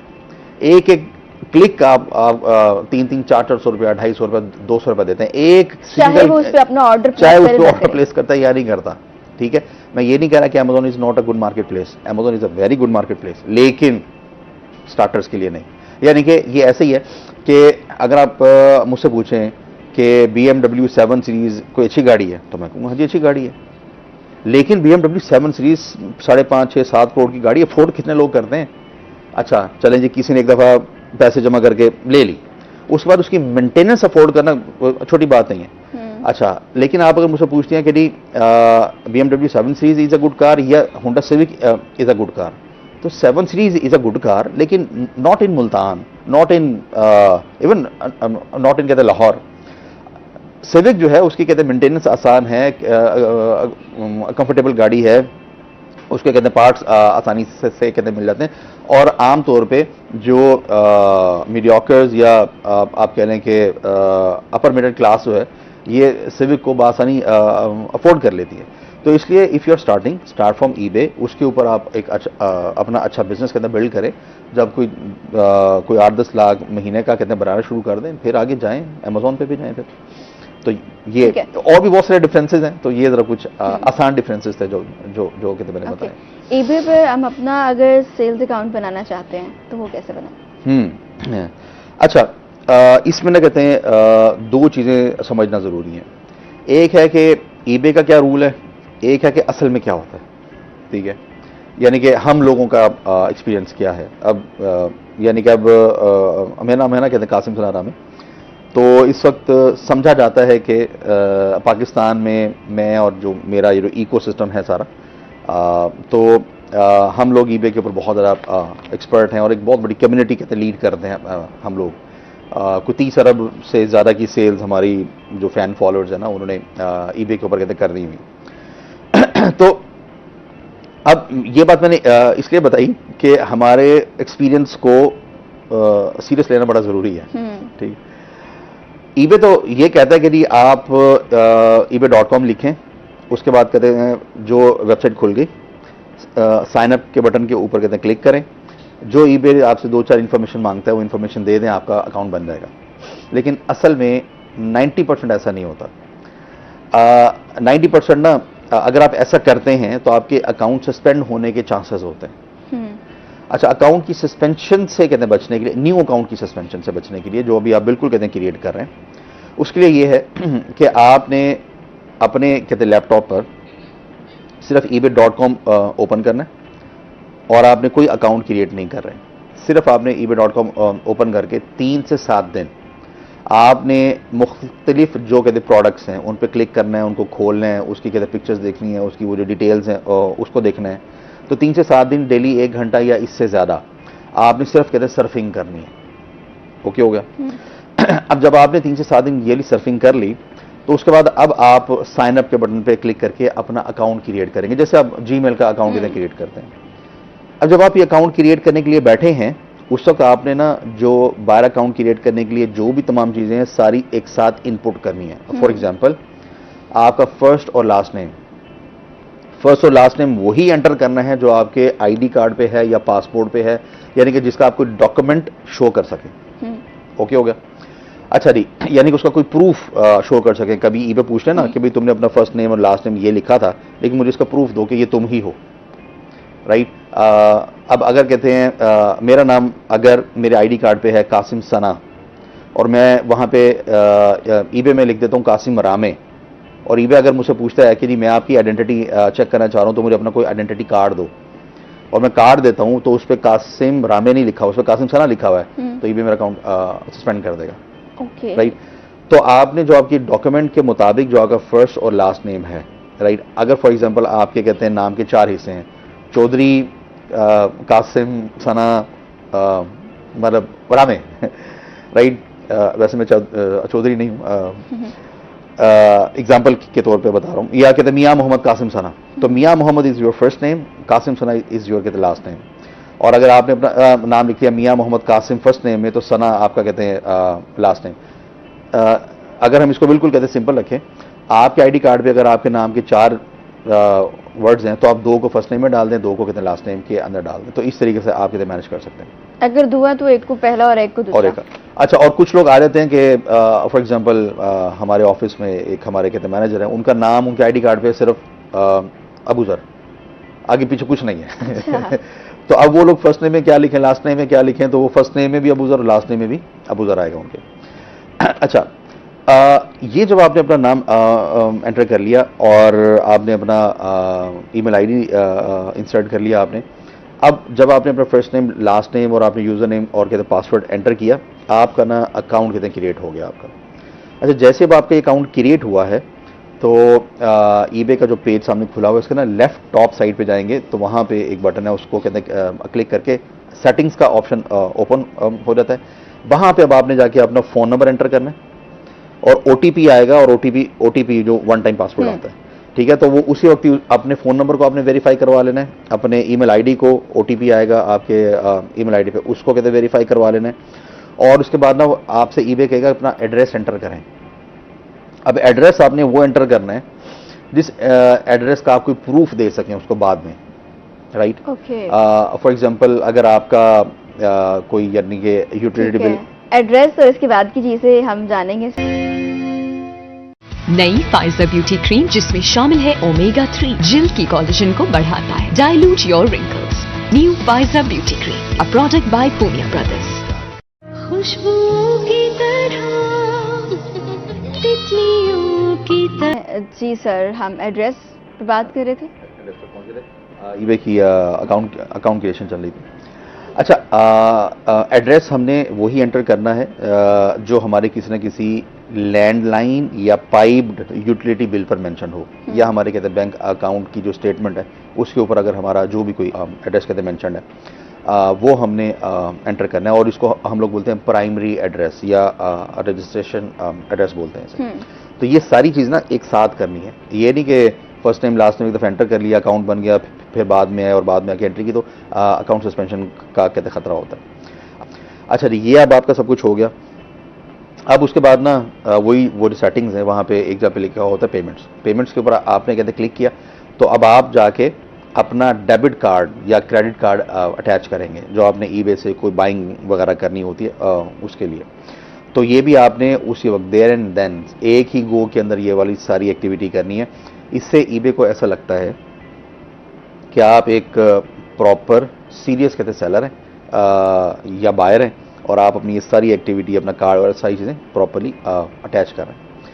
अच्छा, यहाँ पे अब एक इम्पॉर्टेंट चीज़ है जो आउट ऑफ एक्सपीरियंस के तो मैं बता रहा हूँ कि जब आप अपना डेबिट कार्ड या कहते हैं क्रेडिट कार्ड अटैच करने लगे हैं, तो ये देख लेना है कि वो वीज़ा या मास्टर कार्ड होना चाहिए। दूसरा, जब आप उसको अटैच करने लगे हैं तो आपने चेक कर लेना है अपने बैंक को कॉल करके क्या वो ई कॉमर्स परचेजेस के लिए एक्टिवेटेड है या नहीं है। Okay, right.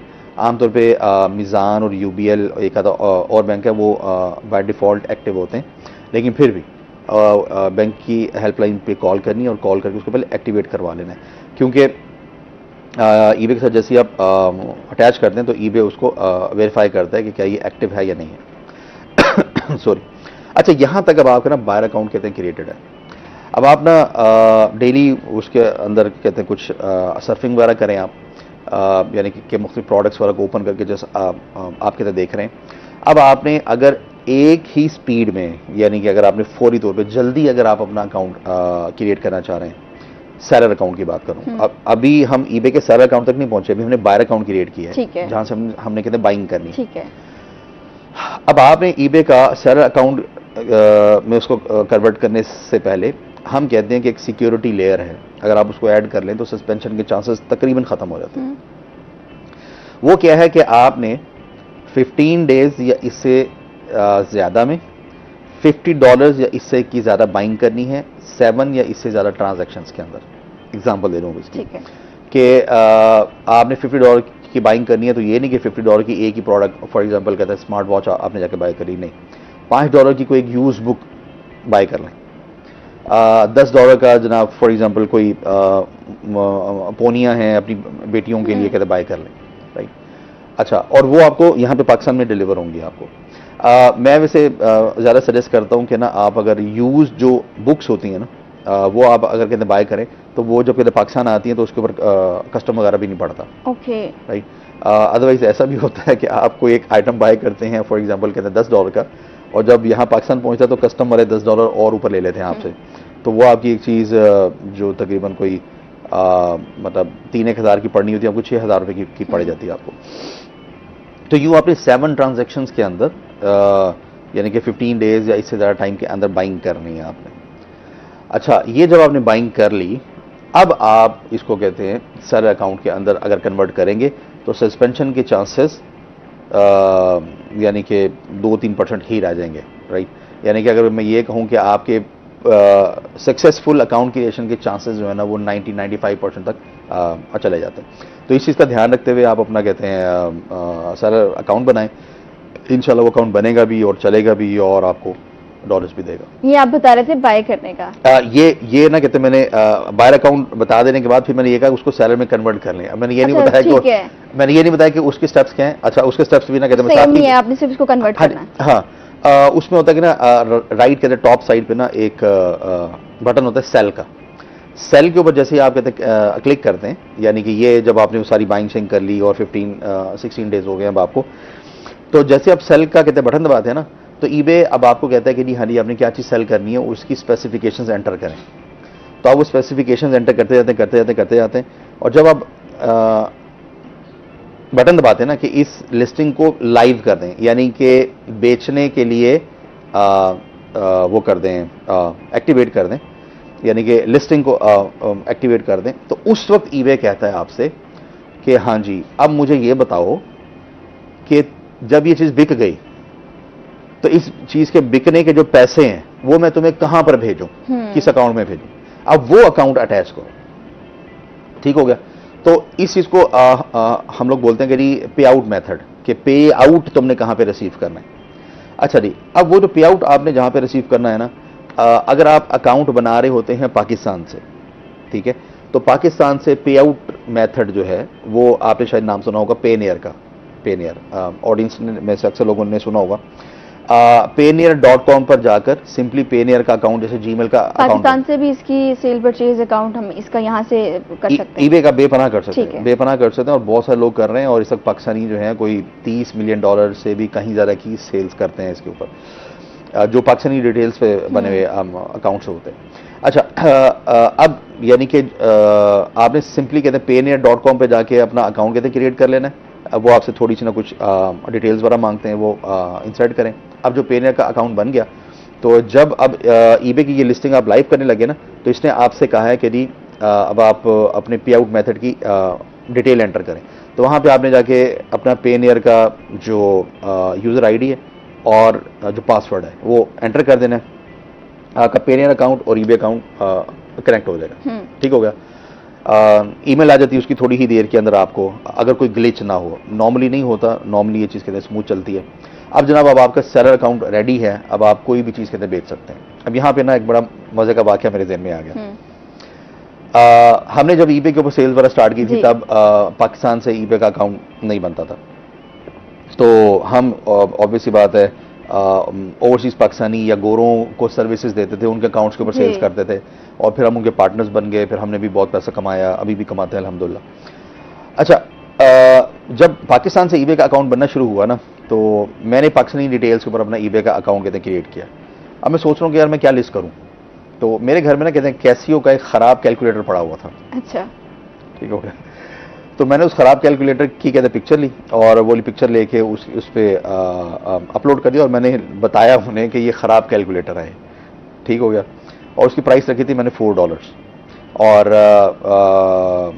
तो मुझे तीसरे दिन ऑर्डर आ गया अमेरिका से। अब वो शायद कैलकुलेटर का, हाँ जी हाँ जी। अब वो ना कहते हैं मुझे जो चीज़ आई समझे, बायर को ना उस ख़राब कैलकुलेटर के अंदर से ना कोई पार्ट चाहिए था। ओके, ठीक हो गया। तो eBay is a very versatile market place. इसमें 19% यूज्ड आइटम भी सेल होते हैं, और 81% कहते हैं न्यू आइटम इस पर कहते सेल होते हैं। तो आप अगर इसको प्रॉपरली सीख लें, इंपॉर्टेंट ये है कि अगर ईबे को प्रॉपरली सीख लें तो बहुत पैसा है। $100 बिलियन से के आसपास की सेल्स करता है ये एक साल के अंदर। $100 billion, $100 billion is huge amount. यानी कि अब आप ये देख लें कि हमारा जो कंट्री है वो $1 बिलियन के लिए कितनी मेहनतें करता है। तो अगर $100 बिलियन, वो एक कंपनी $100 बिलियन करती है, तो अब आप देख लें आपने $100 बिलियन में से आपने कितना शेयर लेना है। वो उसको प्रॉपर्ली सीखें, उसको कहते काम करें। ये तो आपने अकाउंट बनाने की हद तक हमें बता दें कि ये इन चीज़ों का आपने ख्याल रखना है और इस तरह आपने अकाउंट बनाना है। और कौन सी चीज़ें हैं अगर आप इस पर अकाउंट बना लेते हैं तो आपको किन चीज़ों का ख्याल रखना है कि आप एक बेहतर हेल्दी पेज तो आपका बन गया, लेकिन उसके बाद आप बेहतर तरीके से इस बिजनेस को आगे लेके जाएं। हाँ जी। अच्छा, हाँ, यहाँ तक तो था कि आपका सेलर अकाउंट क्रिएशन के वो कैसे होती है। अच्छा, ये जो मैंने सारे मेथड्स, ये जो सारे स्टेप्स बताएं, ये ईबे ने कहीं नहीं लिखे हुए, राइट। ये हमारा एक्सपीरियंस है, क्योंकि हमारी ये जो कम्युनिटी है जिसका नाम एम्पावरर्स है, जहाँ से बहुत सारे लोग आकर कहते हैं फ्री में भी सीखते हैं और हर तरीके से यहाँ से आकर कहते सीखते हैं। और हमारे यूट्यूब चैनल पे भी 9.5 घंटे की फ्री ट्रेनिंग पड़ी हुई। हम पूरा पाकिस्तान जाकर देखें, कहते हैं काम करें इसके ऊपर, और कहते हैं डॉलर्स के अंदर अर्निंग स्टार्ट करें। अब जब आपका सेलर अकाउंट बन गया, अब आपका अगला स्टेप है कि जी बेचना क्या है। अब अगर ईबे पे फॉर एग्जांपल मैं ये वाला गिलास अगर मैं वहाँ पे लिस्ट करूँगा तो शायद मुझे इतनी अच्छी सेल्स ना आए, शायद। तो मुझे वो चीज़ समझनी है कि वो कौन सी प्रोडक्ट्स हैं जो ईबे पे अच्छी सेल होती हैं। उसके लिए हम ये कहते हैं कि पहले आप ये रिसर्च करें कि ईबे पे अभी कौन सी प्रोडक्ट्स अच्छी सेल हो रही हैं, राइट। वो वाली प्रोडक्ट्स ओपन करके देखें। आपने अगर मैं ज़रा मोटी मोटी 2-4 चीज़ें बताऊं जी। कि स्टार्ट में आप ऐसी चीज़ों पर जाएं जो ब्रेकेबल ना हो। जैसे अब ये एक यानी कि डेकोरेशन पीस है, ये कहते हैं ब्रेकेबल चीज़ है कि भाई आपने एक कस्टमर को एक आइटम शिप किया, वो रास्ते में टूट गया, राइट। अच्छा, आप कोई ऐसी चीज़ ना सेल करें जो वॉल्यूमेट्रिक हो, बड़ी हो या बहुत ज़्यादा भारी हो स्टार्ट में। अच्छा, स्टार्ट में आप कोई ऐसी चीज़ ना सेल करें जो बहुत ज़्यादा महंगी हो, यानी कि स्टार्टर्स जो है ना, हम उन्हें कहते हैं अंडर $50 वाली चीज़ सेल करो। अच्छा, आप स्टार्ट में कोई ऐसी चीज़ें कहते हैं ना सेल करें जो सीजनल हो, यानी कि आपने सर्दियों में जो चीज़ें बेच रहे हैं वो गर्मियों में तो नहीं बिकेंगी। फॉर एग्जांपल, अगर आप क्विल्ट्स हैं, रज़ाइयाँ हैं, या उनके जो कहते हैं कवर्स होते हैं उनके, राइट, या जैकेट्स हैं, कहते हैं लेदर जैकेट्स हैं, वो सर्दियों में सेल होंगी, गर्मियों में तो नहीं सेल होंगी वो, ठीक हो गया। अच्छा, इसी तरीके से हम कहते हैं कोई भी चीज़ जो खाने वाली है और लगाने वाली है, वो नहीं सेल करनी है अभी स्टार्ट में आपने, राइट। अब खाने वाली है या लगाने वाली जो चीज़ें हैं ना, तो डेवलप वर्ल्ड में ना इसकी बहुत सारी रूल्स होते हैं, सर्टिफिकेशंस होती हैं, तो एक नए सेलर के लिए ये चीज़ मुश्किल हो जाती है। तो जी फिर क्या सेल करें भाई, आपने तो सारी चीज़ें रोक दी। बहुत सारे आइटम्स हैं, आप अपने किचन में आप देखें, किचन में बहुत सारी इस तरह की एसेसरीज हैं जो आप यानी कि ईबे पे जाके रिसर्च करें, और अगर अच्छी सेल उनकी आ रही है तो सेल करें आप। फॉर एग्जांपल, आपका जो सिंक होता है, सिंक के ऊपर ना एक बार एक वो आ जाती है, ट्रे सी होती है कि आपने ना सिंक के ऊपर बर्तन उल्टे उल्टे करके उस बार के ऊपर रख दिए, तो वो ना सुखाने के लिए। अब वो एक चीज़ है, कहते हैं बड़ी अच्छी सेल होती है। अच्छा, इसी तरीके से आप सेब खाते हैं तो हमारे मुंह में बीज आने लग जाते हैं, तो एक एप्पल कॉर्नर होता है, वो अपने सेब के बीच में यूं डालें और ऐसे ऐसे निकालें तो उसके सारे बीज निकाल देता वो। अच्छा, इसी तरीके से आप क्या कहते हैं, ये मतलब किचन के जितने भी आइटम्स, किचन के बहुत सारे आइटम्स हैं। अच्छा, इसी तरीके से आपके गार्डनिंग के कहते हैं बहुत सारे आइटम्स हैं। आपके कहते हैं होम एंड लिविंग के कहते हैं बहुत सारे आइटम्स हैं, कहते हैं आपकी बेडशीट्स हैं, आपके कहते हैं टॉवल्स है, आपकी कहते हैं बाथरूम एसेसरीज हैं कहते हैं बहुत सारी।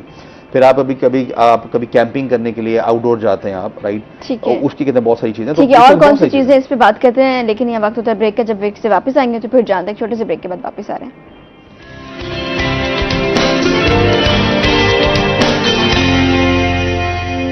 हम बात कर रहे थे कि कौन से आइटम्स हैं, इसके अलावा कौन से आइटम्स हैं जो हम सेल कर सकते हैं। ये तो आपको ना मैंने कुछ जनरल आइटम्स कहते हैं बता दिए। अब बहुत सारे ऐसे आइटम्स हैं कि जो पाकिस्तान से भी सेल होते हैं। अब इस तक आपकी जो भी कहते हैं लेदर के आइटम्स जो भी हैं, फॉर एग्जांपल आपकी बेल्ट्स हैं, आपके कहते हैं वॉलेट्स हैं, आपके RFID वॉलेट्स हैं, फिर उसके बाद आपकी कहते हैं जैकेट्स हैं आपकी, उसके बाद आपके ना काउबॉय हैट्स हैं, ये कहते सियालकोट में बनते हैं, कहते बहुत सारे बनते हैं। और इसी तरीके से आपने देखा होगा ये जो डिफरेंट कहते हैं पैचेस होते हैं ना, जो एम्ब्रॉयडर्ड कहते हैं पैचेस होते हैं, राइट, उनको आप कहते हैं सेल कर सकते हैं। उसके बाद ना फिर आपके gem stones, Pakistani gem stone जो है वो ईबे पे बहुत सेल होता है। ओके, आपको ना ज़रा जेम स्टोन को थोड़ा सा कहते समझना आता हो। अभी जैसे अगर हम कहते बात करें, अभी हमारे एम्पावर्स के हमारे बहुत सारे स्टूडेंट्स हैं जो पेशावर में कहते हैं नमक मंडी में बैठे हुए हैं। नमक मंडी वैसे मशहूर है कि वहाँ की ना कढ़ाई बहुत मशहूर है, लेकिन वहाँ पे ना 500-600 शॉप्स हैं जहाँ पे जेम स्टोन का बहुत बड़ा कहते हैं बिजनेस होता है। और जो पाकिस्तानी ये जो जेम स्टोन सेलर्स हैं, ये मिलियंस ऑफ डॉलर्स के अंदर जेम स्टोन बेच रहे हैं ईबे पर। इसी तरीके से सवात का जो एमरल्ड है, जमुर्द, वो ईबे के ऊपर कहते हैं बहुत ज़्यादा सेल होता है। मैं इस वक्त कहते हैं पाकिस्तानी प्रोडक्ट्स की बात करूँ, सवात में एक जगह है जिसका नाम है शिराज मार्केट, वहाँ पे जमुर्द यानी कि एमरल्ड का बहुत बड़ा कहते हैं बिजनेस होता है। सवात में इसमें जमुर्द की कानें हैं वहाँ पे। और इसी तरीके से अगर हम चले जाएं गिलगित बल्तिस्तान में, तो वहाँ पे एक्वा मरीन स्टोन है, एक कहते पत्थर है, बहुत कहते खूबसूरत पत्थर होता है, वो कहते निकलता है और वो काफ़ी अच्छा सेल होता है। और इसी तरीके से मर्दान के करीब एक जगह है जिसका नाम है काटलंग का भी एक कहते हैं स्टोन है, बहुत खूबसूरत स्टोन है, उसका मुझे नाम याद नहीं आ रहा, बट थोड़ा सा मुश्किल सा नाम है उसका, टोपाज। तो टोपाज बहुत खूबसूरत स्टोन होता है वो, उसकी कहते हैं वो जो क्लैरिटी है उसकी कहते हैं काफ़ी अच्छी होती है, खासी उसकी ना कहते हैं ट्रांसपेरेंसी होती है। और वहाँ से ना कभी कभी कहते हैं पिंक टोपाज भी निकलता है जो डायमंड जितना महंगा होता है। ओके। तो जो डेवलप वर्ल्ड है, ख़ासतौर पे कहते हैं यूएस के लोग जो हैं, यूएस, यूके, जर्मनी और उसके बाद ऑस्ट्रेलिया, ख़ास तौर पे ये वो कंट्रीज़ हैं कि ना जो आपसे ये चीज़ें बाय करते हैं। फिर हमारे सियालकोट के बहुत सारे इस तरह के आइटम्स हैं स्पोर्ट्स के अंदर, वो हमारे कहते हैं बहुत ज़्यादा सेल होते हैं हमारे। और इसी तरीके से ये जैसे भी आपको मैंने बताया था कुछ ना एम्ब्रॉयडर्ड कहते हैं पैचेस होते हैं। जैसे अगर हम बात करें अमेरिका वगैरह में ना डिफरेंट कहते हैं बाइकर्स क्लब्स होते हैं। अब एक फॉर एग्जांपल कहते हैं क्लब है, उस क्लब के कोई 3-4 हज़ार कहते हैं मेंबर्स हैं, और वो जो क्लब के जो बाइकर्स हैं वो अपनी जैकेट के पीछे ख़ास किस्म का ना एक एम्ब्रॉयडर्ड पैच लगाते हैं। तो उस तरह के ये जो पैचेस हैं वो आप यहाँ से बना कर कहते हैं भेज सकते हैं। फिर आपके शूज़ जाते हैं यहाँ से, आपके जो आपके कहते हैं मेड टू ऑर्डर आपके कहते हैं शूज़ होते हैं। तो इस तरह की और बहुत सारे आइटम्स हैं कि जो यहाँ से पाकिस्तान से भी जा रहे होते हैं, और जो आप इंटरनेशनली यानी कि चाइना वगैरह से सोर्स करके या लोकल अमेरिका से कहते हैं वहीं से सोर्स करके मतलब वहीं से ख़रीद कर आप कहते हैं बेच सकते हैं। अच्छा फिर एक और चीज़ होती है कि ये जो कहते हैं अमेरिका, ऑस्ट्रेलिया, यूके वगैरह में काफ़ी बड़े बड़े स्टोर्स होते हैं, जैसे कहते हैं कॉस्को है, कहते हैं वॉलमार्ट है, हार्बर फ्रेट है, टारगेट है, $1 शॉप्स हैं वहाँ पे, जहाँ पे ना 70-80% ऑफ के ऊपर आपको बहुत सारी प्रोडक्ट्स मिल जाती हैं। तो हमारी कहते हैं वो ऑडियंस जो यानी कि इन कंट्रीज़ में रहती है, या ऐसे लोग जो ये सुन रहे हैं उनके जानने वाले कहते हैं उन कंट्रीज़ के अंदर कहते रहते हैं, और अगर ये ईबे सीख लेते हैं तो ये उनको गाइड कर सकते हैं कि आप ये प्रोडक्ट कहते हैं बाय करके ले आएँ, और जब ऑर्डर आए हम इसको ईबे पे लिस्ट करते हैं, और जब ऑर्डर आएगा तो आप इसको डिस्पैच करवा दीजिएगा। तो इस तरीके से वो डिस्पैच करके बहुत अच्छे तरीके से सेल कर सकते हैं। और ये बातें ना अब कोई मतलब ऐसा नहीं है कि ऐसा होगा या आप ऐसा कर सकते हैं। इस वक्त मुल्तान में, साउथ पंजाब में, पूरे पाकिस्तान में बहुत सारी बच्चियां हैं, बच्चे हैं जो कर रहे हैं, यानी कि अपनी यूनिवर्सिटी की ना सिर्फ कितने फ़ी पे करते हैं बल्कि अब्बा जी के हाथ पे महीने के एंड पे 1 लाख रुपए उनके हाथ पे भी रखते हैं। अच्छा, राइट। इस वक्त यानी कि अब उनके लिए ना सफ़ायर का 10,000, सॉरी मैं ब्रांड नेम ले दिया जो मशहूर जो कहते हैं ब्रांड्स हैं, उनके जो 12, 14, 18 हज़ार रुपये सूट जो किसी ज़माने में उनके लिए बड़े महंगे होते थे, वो सूट अब उनके लिए सस्ते हो गए। तो मैं अक्सर अपने स्टूडेंट्स को कहता होता हूँ कि चीज़ें महंगी नहीं होती, आप गरीब होते हैं। राइट, कि अगर आपके पास अफोर्डेबिलिटी है तो आपके लिए वो चीज़ कहते हैं सस्ती है, और एक और बंदा जिसके पास अफोर्डेबिलिटी नहीं है उसके लिए वो चीज़ कहते हैं महंगी है। तो ये चीज़ समझने की ज़रूरत है कि महंगाई उन लोगों के लिए होती है जिनकी जेब में पैसा नहीं है। राइट, अगर आप डॉलर्स में अर्निंग करते हैं तो महंगाई बढ़ने का आप पे असर नहीं होता, बल्कि उल्टा आपको फायदा होता है। $1,000 अगर आप आज से 3 साल पहले $1,000 बनाते थे तो वो बनता था 1.5 लाख रुपया, और आजकल वो बनता है 2.25 लाख रुपया।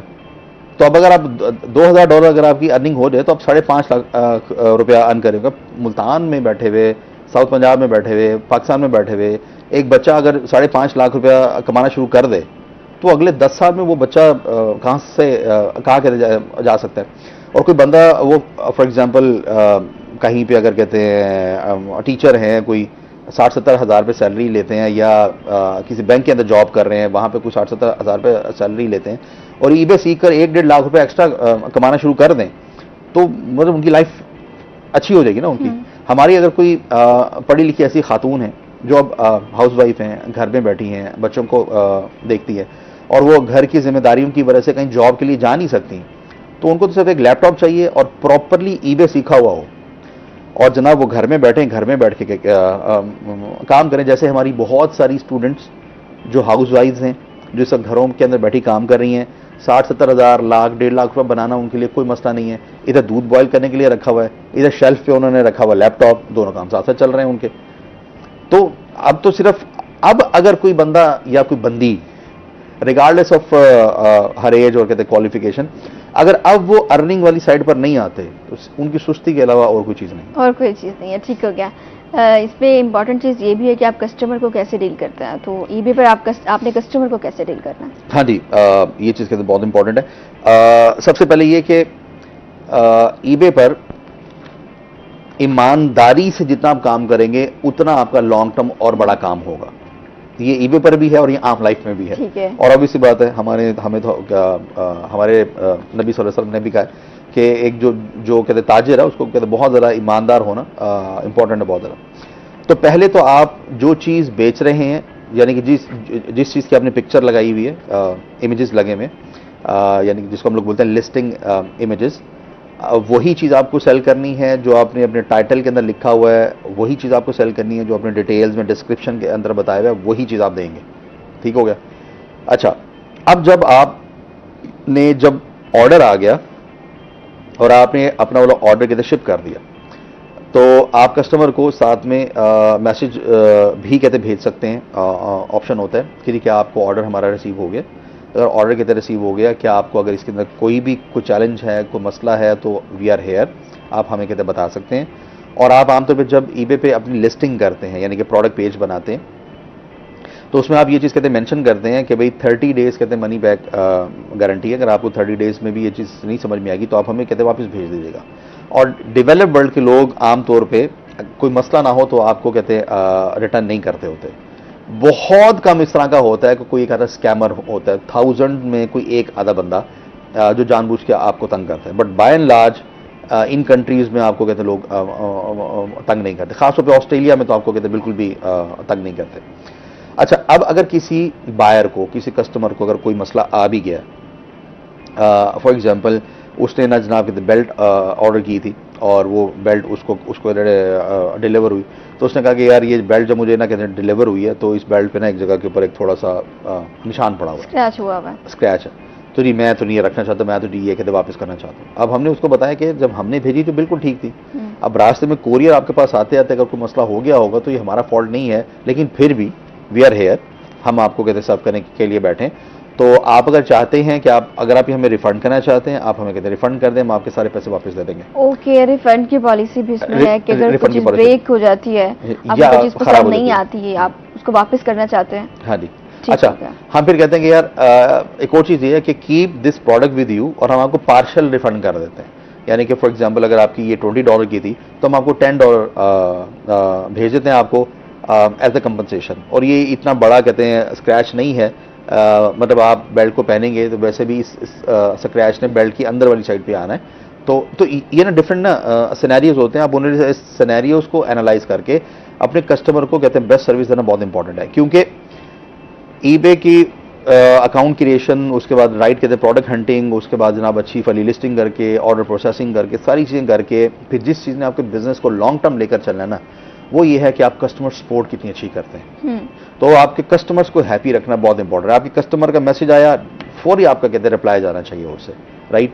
और आप फॉर एग्जांपल वीकेंड चल रहा है और आपके कस्टमर को भी पता है कि ये वीकेंड है तो मुझे फोर्थ पे नहीं आएगा रिप्लाई, लेकिन अगर आप उसको सिर्फ इतना रिप्लाई भी आप अगर कर देंगे ना कि dude it's a weekend, I will be replying you back on Monday, उस बात के ऊपर कहते बहुत खुश हो जाता है कि नो ओके भाई, आप योर टाइम, और उसके बाद ये जो मेरा मसला है आपने इसको सॉल्व कर दिया। अच्छा, जब आपने कोई चीज़ रिफंड कर दी तो उसके आपके पेज पर भी तो सेलर्स इफेक्ट होंगे ना, क्या असरात होंगे? हाँ, आपका पेज इफेक्ट होगा? अच्छा, उसमें ये होता है कि अगर तो बायर की और आपकी एक म्यूचुअल अंडरस्टैंडिंग से ये वाली कहते चीज़ हो रही है तो उस सूरत में तो आपका कहते डिफेक्ट वगैरह नहीं आता आपका। इसको हम लोग बोलते हैं डिफेक्ट्स बोलते हैं हम इसे। ओके।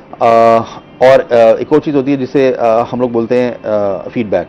वो नेगेटिव फीडबैक भी होता है और कहते हैं पॉजिटिव फीडबैक भी होता है और न्यूट्रल फीडबैक भी होता है। ईबे में कहते हैं न्यूट्रल फीडबैक भी होता है। तो अगर आपने कस्टमर सपोर्ट अच्छी रखी हुई है और ईमानदारी के साथ आप ये सही चीजें कर रहे हैं, जब भी हम कोई चीज परचेज करने लगते हैं तो हम सबसे पहले उनका फीडबैक चेक कर होते हैं कि क्या चीज़ है। इस पे भी बात करें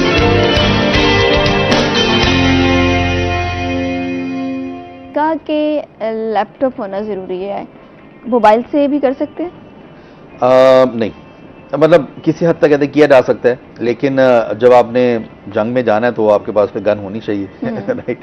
छोटी पानी वाली गन तो फिर नहीं चलेगी। तो वो यानी कि छोटे पिस्टल से काम नहीं चलेगा, आपके पास एक राइफल होनी चाहिए। तो इस वजह से राइट टूल्स आर इम्पॉर्टेंट, तो लैपटॉप होना जरूरी है।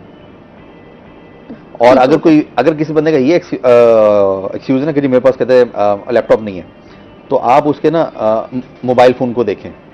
आमतौर पे ना लोगों ने 1-1 लाख रुपए का मोबाइल फ़ोन रखा होता है। वैसे कहते हैं हम बहुत गरीब हैं, हमारे पास पैसे नहीं है, मोबाइल फ़ोन 1 लाख का होगा। तो भाई अगर आपके पास लैपटॉप नहीं है, ये मोबाइल फ़ोन बेच के कुछ छोटा मोबाइल फ़ोन ले लो। लैपटॉप ले लो, क्योंकि लैपटॉप से आपकी रोजी बननी है, लैपटॉप से आपका आपके कहते हैं काम चलना है, आपने पूरी दुनिया के साथ कनेक्ट होना है। आपको कहते हैं, मैं बताऊं कि ये जो पाकिस्तानी यूथ है ना, ये जो हमारे बच्चे हैं, इन्हें अगर आपने को राइट स्किल सिखा के किसी काम पे लगा दिया ना, ये फिर टाइम ज़ाया नहीं करते। फिर ना ये टिकटॉक में अपना टाइम ज़ाया करेंगे, ना ये पबजियाँ खेल के अपना टाइम ज़ाया करेंगे। आप फजूल में स्क्रॉल कर रहे होते हैं, कोई काम नहीं है। ये मैंने ऐसे ऐसे कहते बच्चे और कहते बच्चियाँ देखे हैं जो पहले बिल्कुल ही सुस्त लूसी से हम अगर कहते सराइकी क्या पैसे आते किसको बुरे लगते हैं?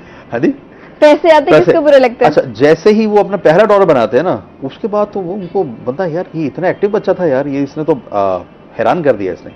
और वो बच्चियां जो सारा सारा दिन वो ड्रामे ही देखती रहती हैं और देखती ही रहती हैं और कहते बार बार देखती हैं, एक एक मूवी को 36 दफ़ा देखा होता है उन्होंने, वो फिर काम में ऐसे कहते हैं लग जाती हैं कि हैरान होता है बंदा कि यार कहते हैं कि ये इतनी सीरियस अपनी लाइफ में भी हो सकती है। और छोटे छोटे बच्चे जो हैं कहते हैं काफ़ी अच्छी अर्निंग्स कर रहे हैं, बड़े तो कर ही रहे हैं, लेकिन मैं छोटे छोटे लोग भी कर रहे हैं बच्चे।